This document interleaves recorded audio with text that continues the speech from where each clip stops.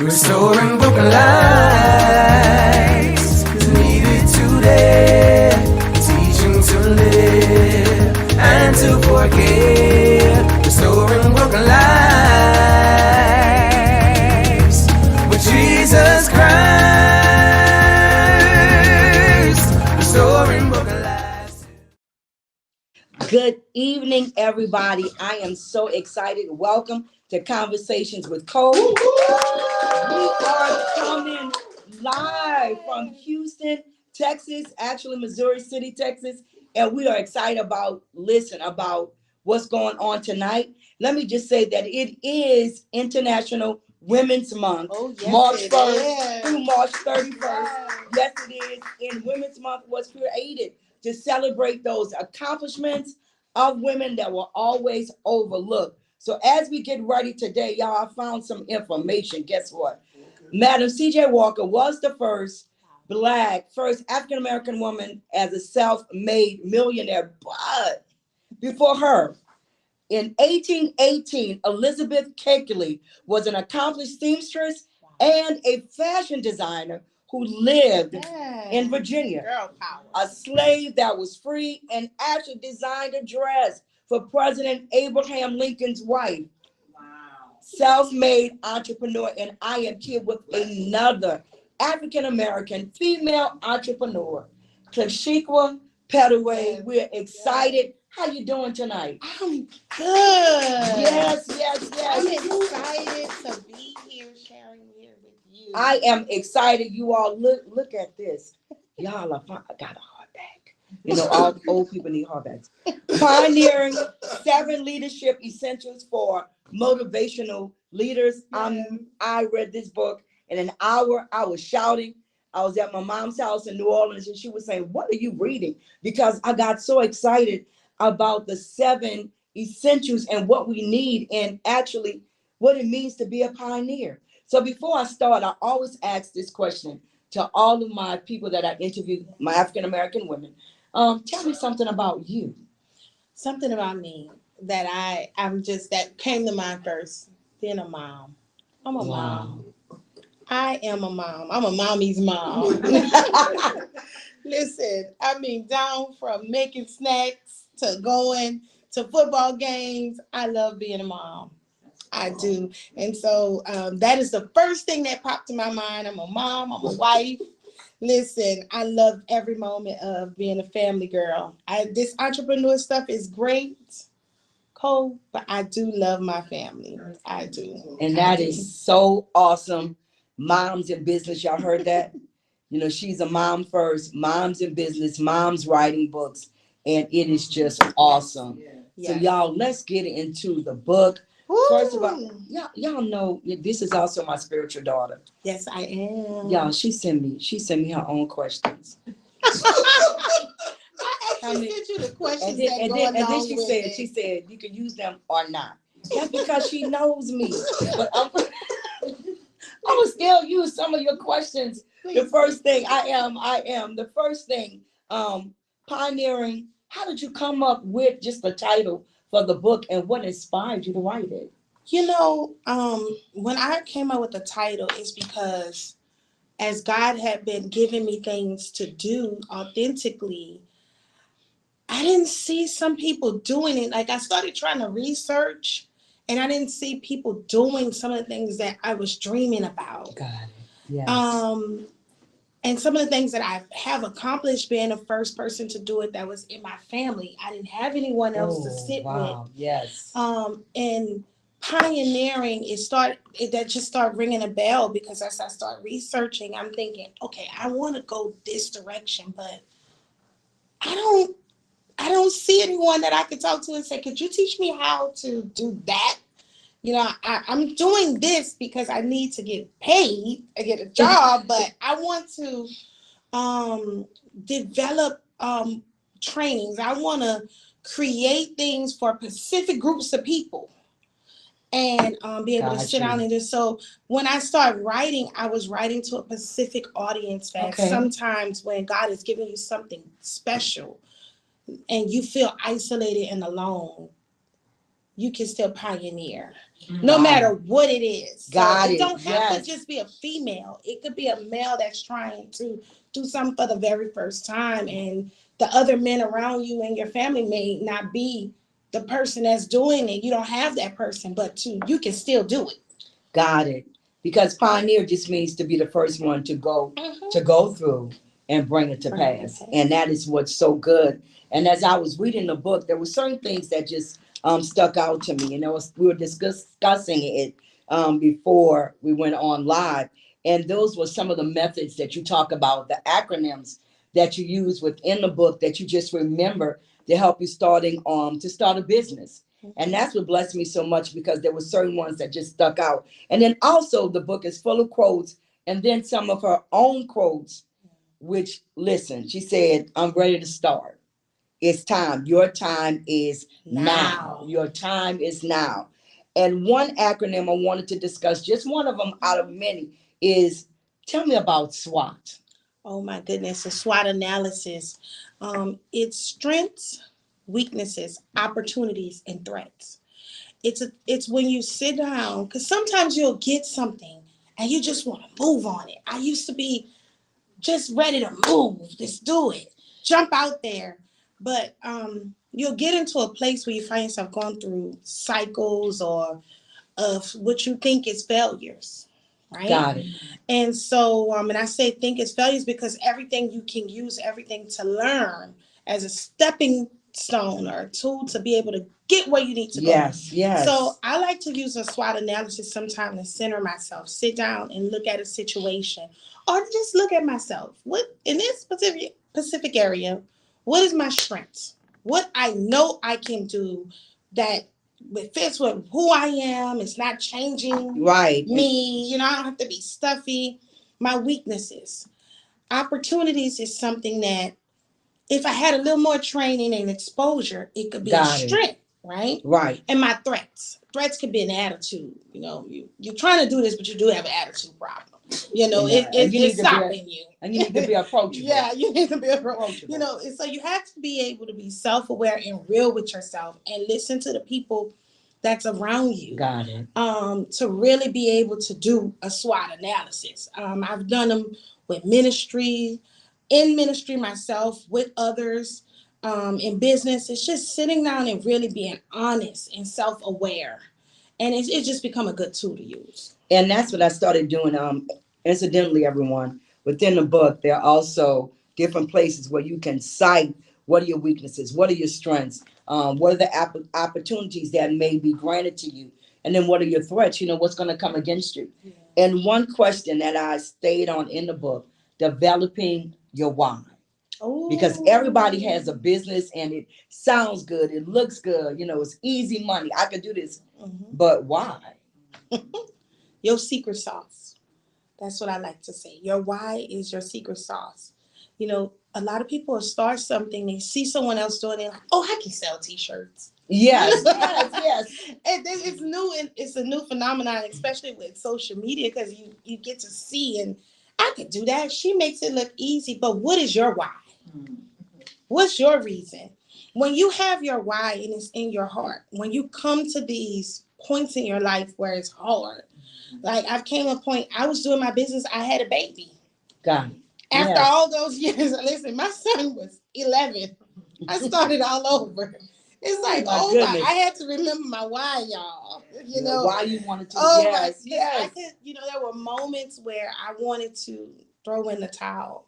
Yes. When, you want to make so much money. You thought you would be doing this right now. But if you have your why, it just resets you. Like it's connected to your passion. It's connected to why you're here. It's not about money. It's like, I really enjoy teaching people things and seeing the light bulb go off. That's my why. That's your why. And then I'm going to sit there and prepare a plan and add my secret sauce. The only person that can do it like this is me, because it's me. Because it's yours. Yeah.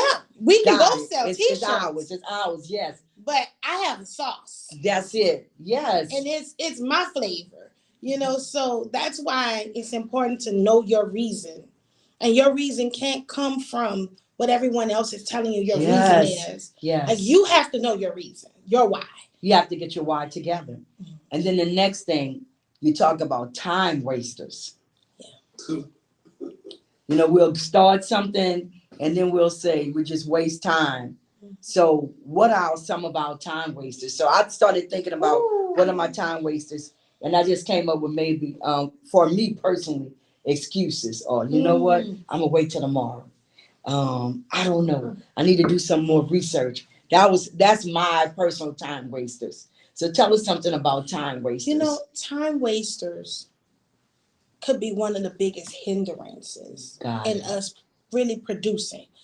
I've learned that time waster, even as I talk to people and consult, could be I need $30,000. I need to be a millionaire. Yes, and you spend all this time. I need the logo first. And you've done nothing. You've made no money. You've talked to no clients. You've set up nothing. Sometimes just starting. Like you are an example. I'm gonna start my show with the resources I have, the connections I have, the women that surround me. I'm not wasting any more time. My time is now. Right now. And I'm gonna do it no matter what. So I'm not wasting any more time thinking about how it could be if I have a studio. You know, you wonder, you do all of that and years go by. All of your dreams, just the things that you wrote down and you started the new year off. This year, I'm going to start my lipstick line. And then a year go by and a year because I need an investor. Gotcha. I can't just do my one lipstick. Yeah. Yes, a whole lot. And sell my one thing and be good at my one thing. You know, so we waste time because we want to be bigger than we are at that moment. We want the end. We see the end. We want to be that today and not work out a process. Yeah, the process. And that's the next question. How do you stay on track strategically? Now, everything I'm talking about is coming straight from her book. Straight from her book, because she has the formula written down for us and that inspiration. So how do we stay on track strategically? You have to have a plan. And, you know, this is the hard part because you have to sit down and sit with your plan. Got it. Because sometimes you'll get into a place you say, well, okay, I have to have a plan. What I need to write first? I need a business plan. I need someone else to write it for me. I need this, I need that. It can be so simple. You know, we make it hard. It needs to be something that you can really hone in on, something that you can grab. So if someone else write it, you're not able to execute. But having a plan and sitting down and saying, okay, my step one is, what do I have around me that I can use? Yes. What do I have? If it's a phone that I can video on to do my podcast, I have resources.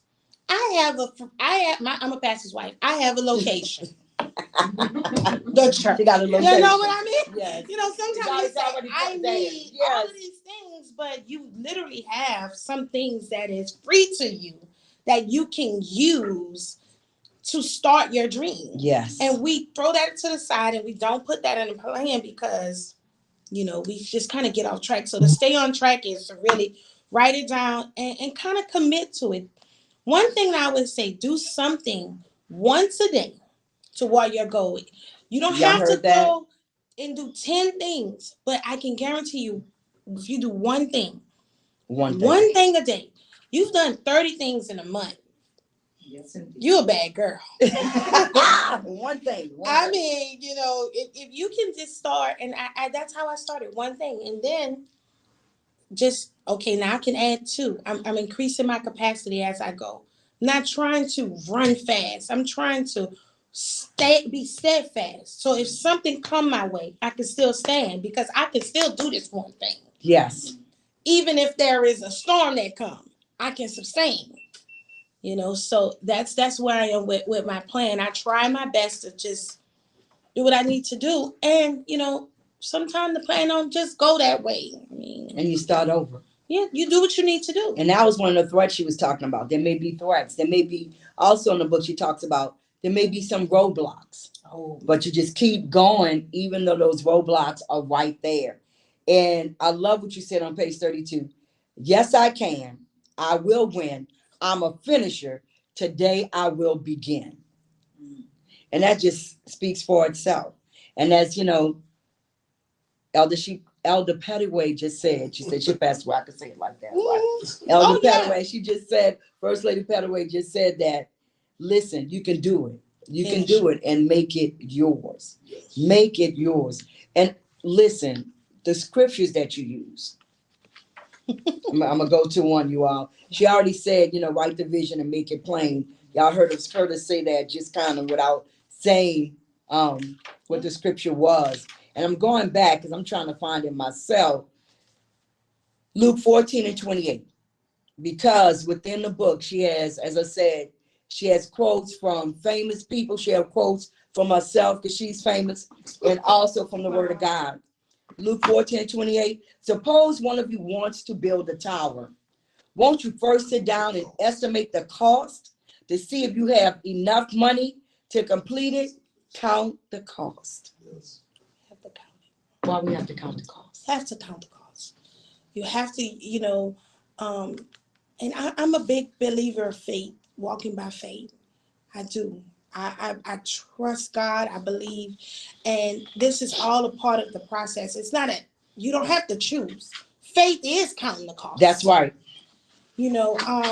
Sitting down and preparing financially and emotionally, spiritually, mentally, because it's a change, especially when you're pioneering, when you're leading, when you're trying to do something. It affects all areas. So counting the costs in your life and looking at, the whole picture and not just one thing at a time sometimes will help, with counting the costs. And one other thing, because I will not leave, because you discuss mental wellness. Yeah. Mental wellness, what we have to think about mentally and self-awareness, because sometimes we forget about the mental aspects that we go through dealing with businesses, pioneering. Discuss that for me. Having the mental clarity as you are a leader is important because, and I say leader, and I'm using it in so many terms because as an entrepreneur, you're a leader. In your personal life, some people, we're leaders in our careers. Listen, leaders in your home. The mental clarity piece to me is foundational. Because if you're all over the place, sometimes it don't matter how much money I make, I have to clean my car. Yes. It's just, I can't keep going around with all of this stuff everywhere.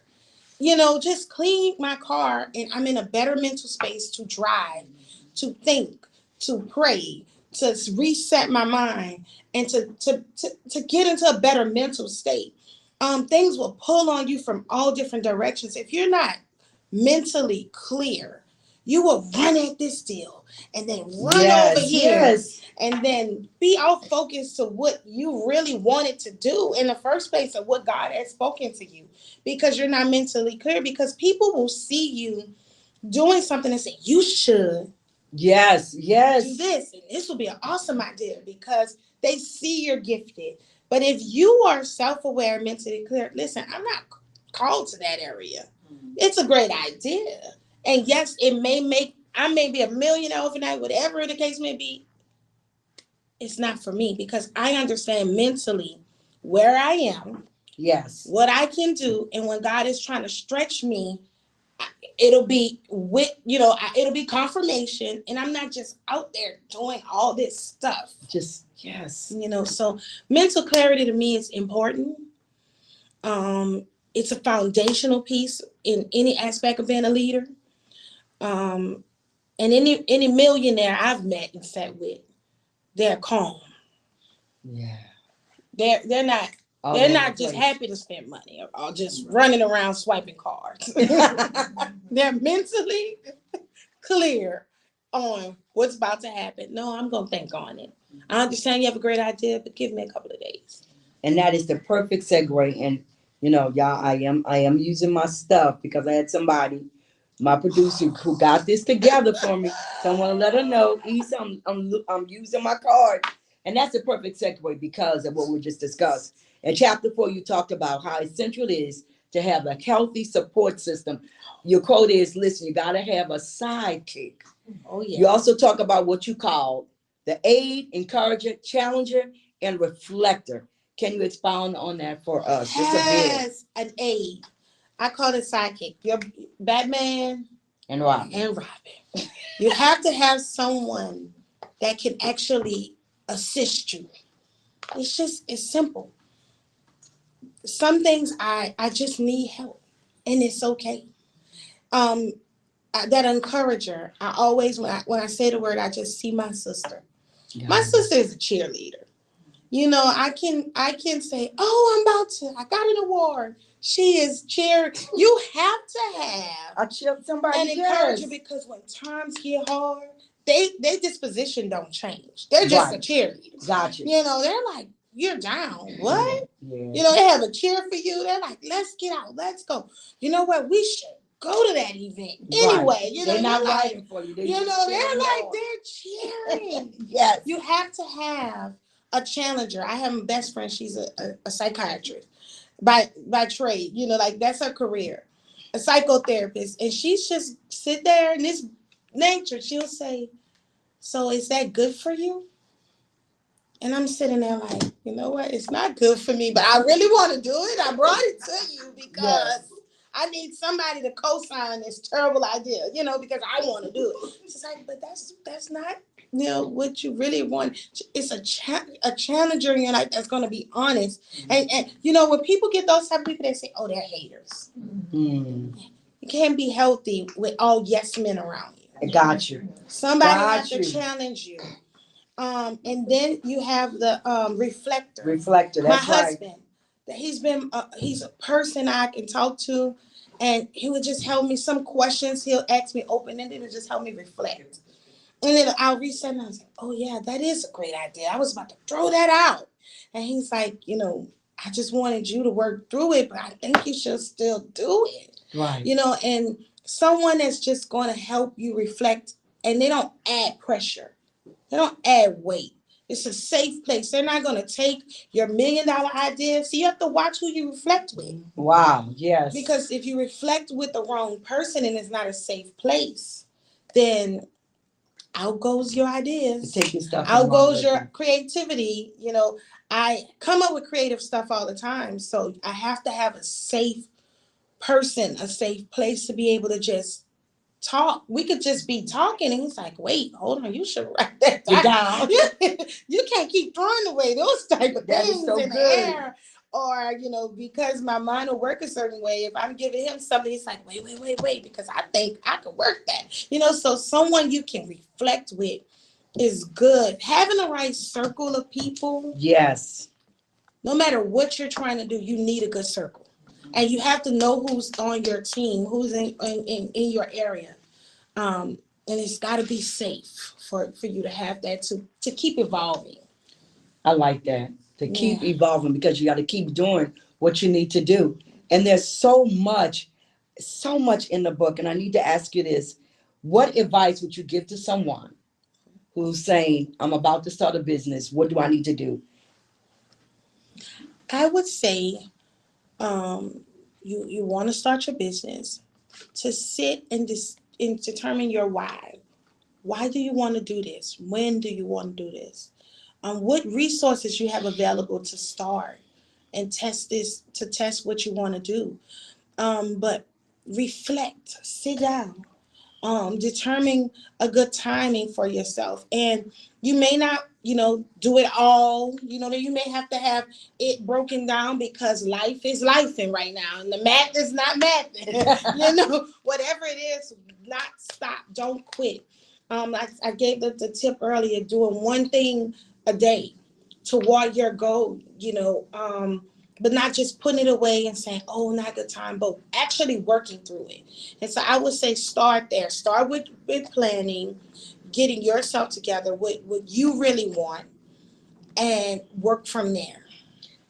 Okay, let me ask you this, because we're almost up, but how can we find more information about your book and business? More information about Sheika Petteway, SheikaPetteway.com. SheikaPetteway. You can always find more about me. I do private consultations. Also, I own Elite Educational Enterprises, which is a professional development training company for educators, early childhood educators. That's what my heart is, and I love to do. So you can always visit me on either site, Elite resultsnow.com, eliteresultsnow.com or sheikapetteway.com to make it more simple. Either or. My book is also available to be purchased there. And that's the same thing. How can we connect with you on social media for speaking opportunities? And I think you just answered that. Mhm. It has been such an absolute joy to interview you. Her quote, I got to read it. Condoleezza Rice. Yes. People who end up as first don't actually set out to be first. They set out to do something they love. It's got to be passion, right? Yes. You just cannot do anything. I called and said, you know what? I want to start a tutoring business, tutoring students with ACT and writing and college papers, even leap tests, tax, whatever test they have. But guess what? You just reminded me that Conversations with Cole was something that God gave me, that He allowed me to run with. Yeah. So that was, my goodness. Awesome. My goodness. I just want to say, listen, I appreciate you. We have 3 minutes left. Is there anything you want to say I do. before we tune I off, want y'all? to say thank you so much for having me.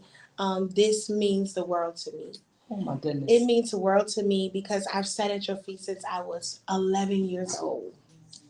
Yes. So this means everything. Everything for me to see you do something that I know you've done. I've seen you countless times. Sat, even if it's Women of Wailing, and you've taken a book and you've literally brought it to life. Oh my goodness. To the women, to see how you have empowered women over the years. I've seen firsthand women's lives be changed and my life. You've taken a chance on me. Listen, I was a rough teenager, you all. She helped me. She helped me be the woman, the wife, mother I am today. And oh my God, to sit with you, it was never a no. It's whatever day, whatever time, to be a part of this. And I'm glad I get a chance to give my mock interview now because listen, I see this being an amazing show. Big. I want to be able to come back in 10 years and say, I was there in March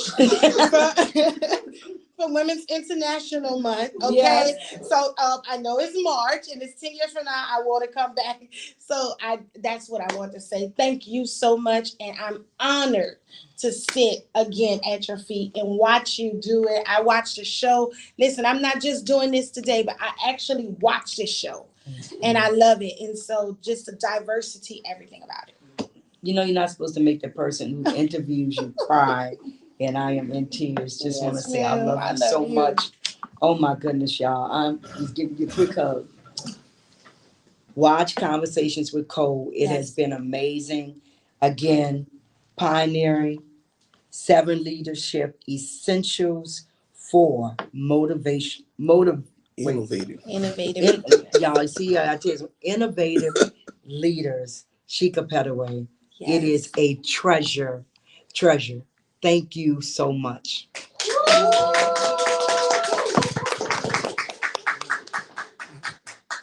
Bye-bye, y'all. Thank you. Yeah.